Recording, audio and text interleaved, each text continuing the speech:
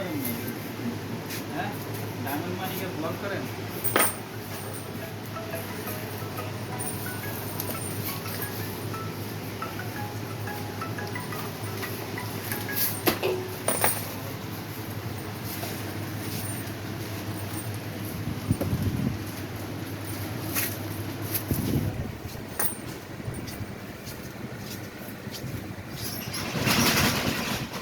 quality হলুদ কত করি